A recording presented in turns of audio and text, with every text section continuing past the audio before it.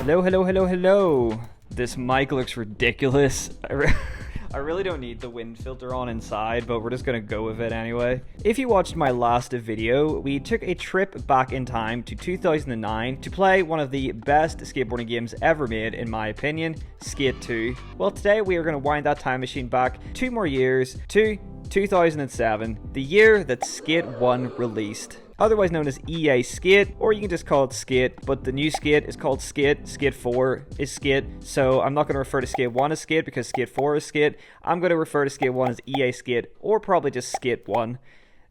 EA Skate is definitely one of the most influential skateboarding games of all time. I would say it's just as influential as the Tony Hawk series of games. I mean, before EA Skate, pretty much all skateboarding games were these arcade-style, Tony Hawk-esque skateboarding games. I mean, the Tony Hawk series was pretty much the only real big skateboarding series out. And then when Skate 1 got released in 2007, it just changed the skateboarding video game genre forever. And pretty much every skateboarding game that has come after Skate 1 has tried to emulate what Skate 1 did. Except for games like Shaun White's Skateboarding that we don't really talk about. Let's be honest, that deserves to be left in the past. But the first Skate game really did literally change the entire genre of skateboarding video games for the better. And I think it's time that we really took it back to where it all started. So please join me as we play EA Skate, Skate 1.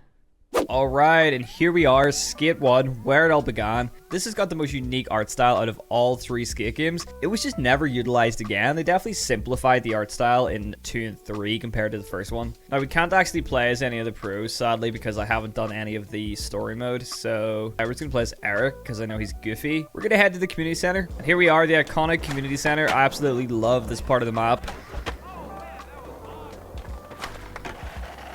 And honestly, the first Skate feels so good. Like, this has aged very well. Maybe graphics-wise, it looks a little bit rough around the edges, but gameplay-wise, it feels great.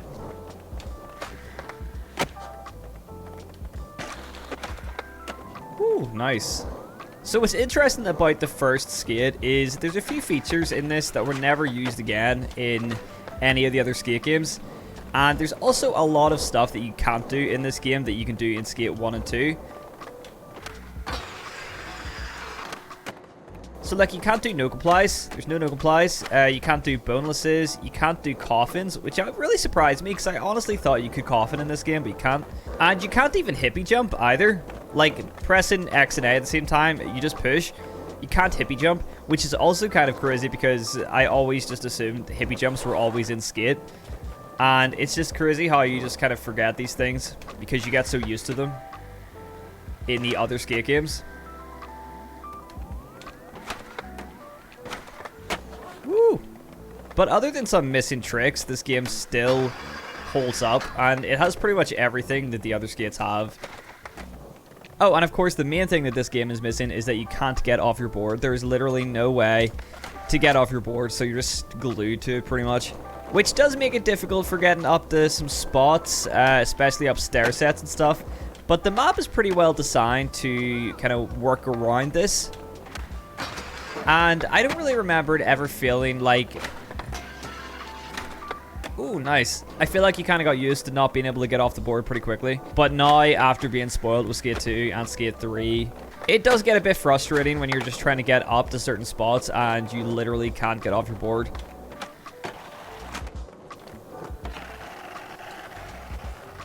Oh, that's pretty cool.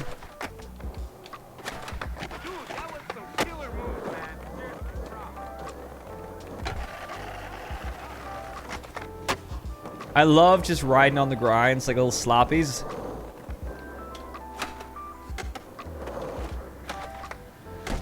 I just remember playing the demo for this game for hours. I put so much time into the demo. And you were here in the community center and you couldn't go anywhere else. I'm pretty sure there was ways to glitch out of the map, but I just remember just spending hours just skating the community center in the demo and just loving the game before it even came out. Oh yeah, you can't do ollie norths and ollie souths either. That's another thing. There's no, or do people even call them ollie norths and ollie souths anymore? I feel like that's not a thing anymore. Ollie front foot and ollie back foot, I guess people call them now. I used to call them ollie norths and ollie souths, but ollie one foots, you can't do them in this game either.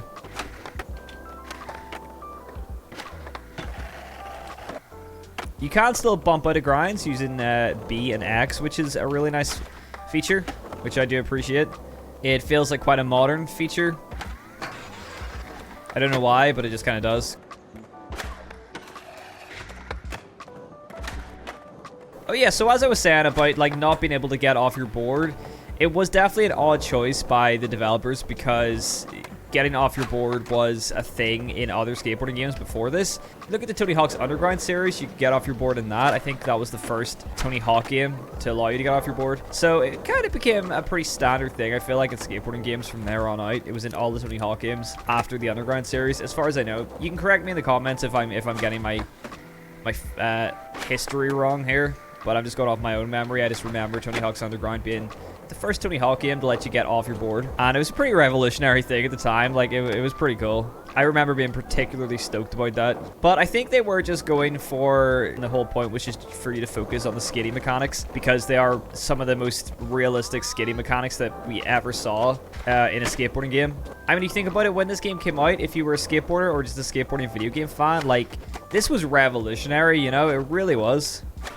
And it still is to this day, because even though we have big improvements in the skateboarding simulation field with Session and Skater XL and, you know, dual stick controls and things like that, I still think that the skate controls and just how the game feels and how the game plays still holds up so well. And I can see why they're sticking with this control scheme for Skate 4, because it still works. And it's definitely more user-friendly when it comes to people getting into these games for the first time, compared to dual stick controls on the more hardcore simulation games.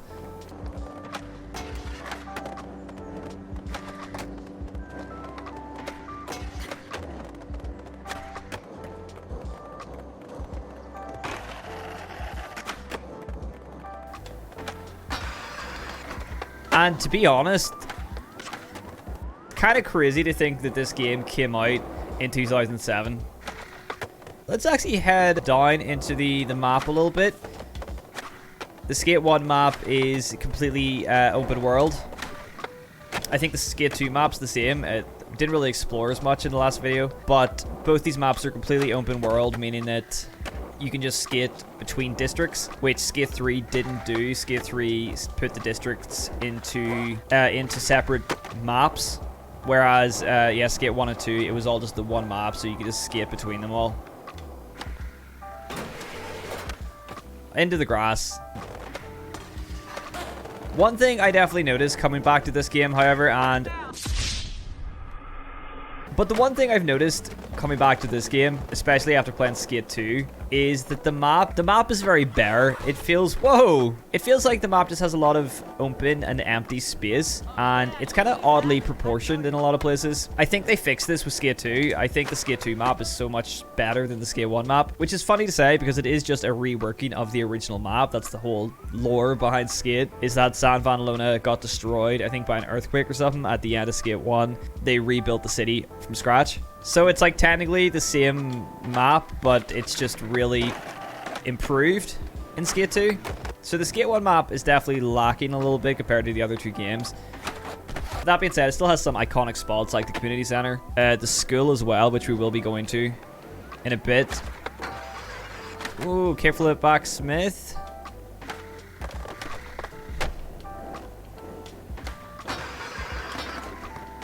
Nice.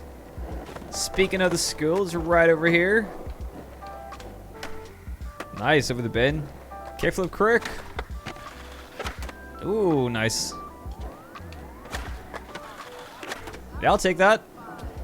Yeah, and you guys remember this, the backpack, never used again in any of the other skate games. Pretty much all of this stuff just got moved to the pause menu, but you have your map here, you have Spot Bible, don't think that was ever used again, maybe in Skate 2. You have your boards, your clothing, your accessories, all there. Incoming calls, that's all story mode stuff. Pretty much most of this stuff we can't access unless we play the story mode. If you guys want to see me play Skate 1 story mode, let me know. I am going to do a follow-up playing some of the Skate 2 story missions, because you guys did ask for that. I'm going to burp. So we'll be doing some Skate 2 story mode soon, but I will also do some Skate 1 if you guys want to see that. But yeah, they never used the backpack again, which is kind of a shame, because I actually like having all this stuff in one spot rather than having it in the pause menu. It's cool to have it in something like this. And then of course you have the sidekick, which really shows you how old this game is. Yeah, I don't know, it's just a cool little feature that we never saw again in any of the other Skate games. Try and hit this gap. I feel like I'm just not going fast enough. We kickflipped it. Oh, nice little front 180 switch money. I keep accidentally doing like a fakey hard flip, but it looks kind of cool. How about we get a little rail to rail here? Nice. That did not count at all.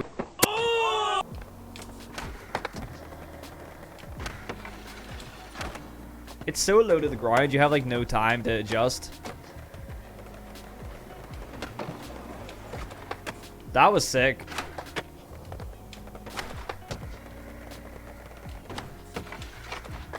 Oh, I'll take that.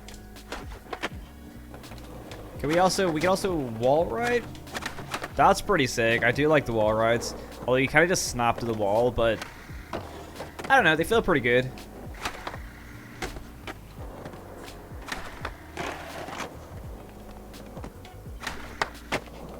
Alright, but let's switch things up here and head into the map. One of the things that is kind of annoying about this is that the only way to fast travel is through bus stops, so you can't actually just select. Skate 2, it was the challenge map. You just selected the spot you want to spawn at. Here, you have to use the bus, so say... Or sorry, the train station, not the bus stop, the train station. So we'll head up here next to Sand Plaza.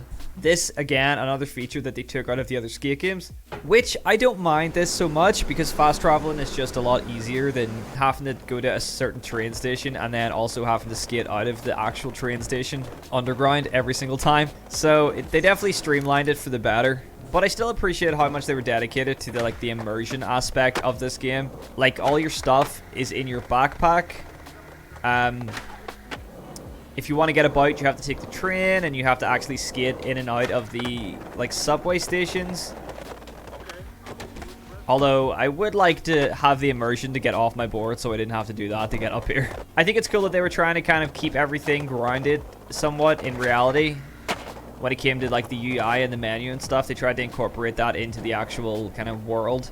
To make it somewhat immersive. And that's cool because we don't see that again in Skate 2 and 3. Skate 2 and 3, it's all just menus, which are definitely from a quality of life point of view, just having kind of everything in simple menus makes sense, and it streamlines everything and means it's a lot quicker to do things. But from an immersion art style point of view, Skate 1 just did it so much better. Man, Sand Plaza was so sick.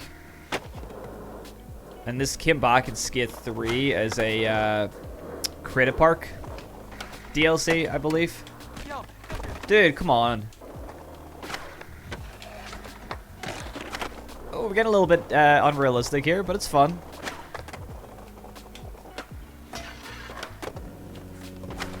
I feel like the Skate 2 map just had more iconic, memorable spots. What are you doing? I'm trying to skate here. Be so angry.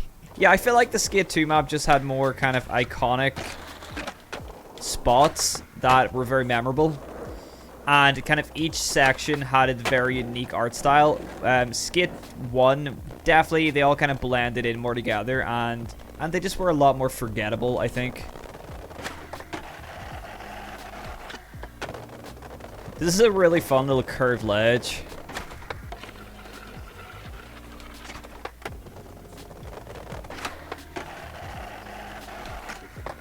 Okay, that's pretty sick. And then we got Matrix Plaza, which we also skated in the Skate 2 video. So, of course, because it's technically the same map, it's just, this is the original version of the map. And definitely the lesser version of Matrix Plaza. Again, I think the Skate 2 version is just, it's just a lot better.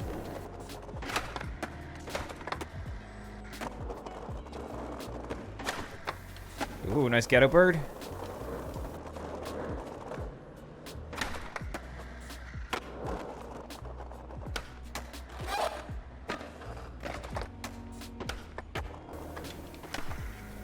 Oh, yo. Oh, imagine we landed that right in front of this hot skitter chick and impressed her. Now it's just awkward. Stop it. Just leave. Leave. It's weird now.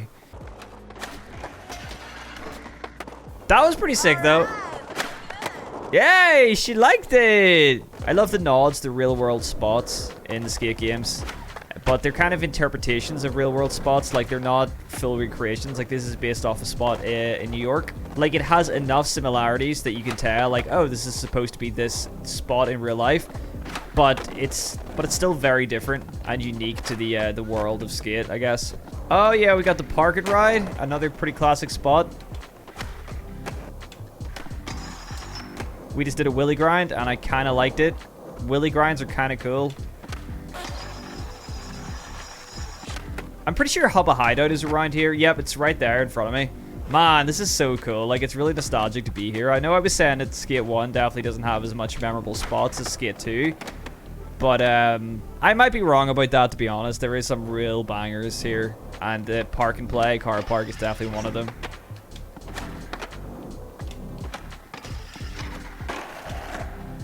Okay, I'll take that.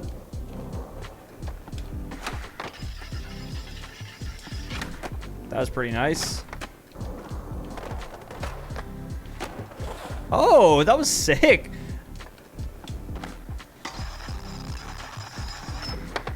Oh, nice nose grind nollie try out. This giant curved rail. Ugh. Little nose slide. Alright, that's probably enough park and ride. Let's check out one more spot here in a different section of town. We got the Old Town.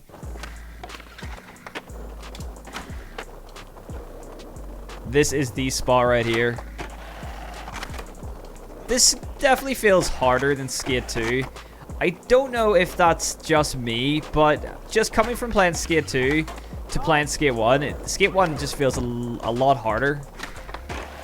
Maybe it's just because they didn't have the physics fully dialed in the first game, and they're just slightly smoother in Skate 2, making it easier to play. I don't know for sure, but there's just something about this game's a little bit trickier. And these NPCs are so annoying. Why did I turn them on? And I just got sacked on a tree.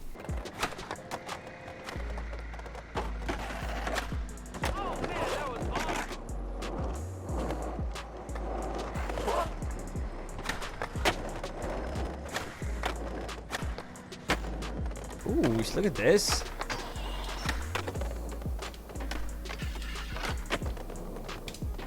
That's a pretty cool spot, but my frame rate is terrible here for some reason. Yeah, there was all these kind of like weird little, almost liminal spots in the first skate. Like this random little gas station that doesn't really have anything to skate. It's just here. Oh yeah, and we got the Plan B warehouse here, but I don't know if I'll actually be able to get into it. But yeah, there's just like all this wide open empty space, and I know that not everything needs to be filled with a spot, but it just feels very, very bare. And again, though, this is 2007 we're talking about here, so, you know, there is the hardware limitations back then, so they couldn't really fill it out completely, I guess. Can we go in here? Unfortunately, we can't get into it because I haven't done the missions. I do love that feature of these games, though, that you had to like unlock certain spots through story missions. It's kind of that old school like game design, and I really like it because it's just nostalgic. And I feel like because nearly every big game now is an open world game, you can pretty much explore the entire map just right off the bat as soon as you boot up the game if you want to. And there's like a lot of the time there's not really a lot of restrictions. And I miss having places like this, Plan B Warehouse, where you don't know this is going to be a spot. Like, you don't know this when you first get the game. You just see a big factory, but you don't know that you're going to be able to get in there at some point. And then, you know, you do some missions, and then all of a sudden, boom, you've unlocked a secret kind of skate park that you didn't know about before. Let's try and nollie Edward Hale into this. Yeah, I'll take that. Did this game have the nollie Edward Hale glitch? Try and get another nollie inward heel, but then like cancel the animation, and our next trick should be boned.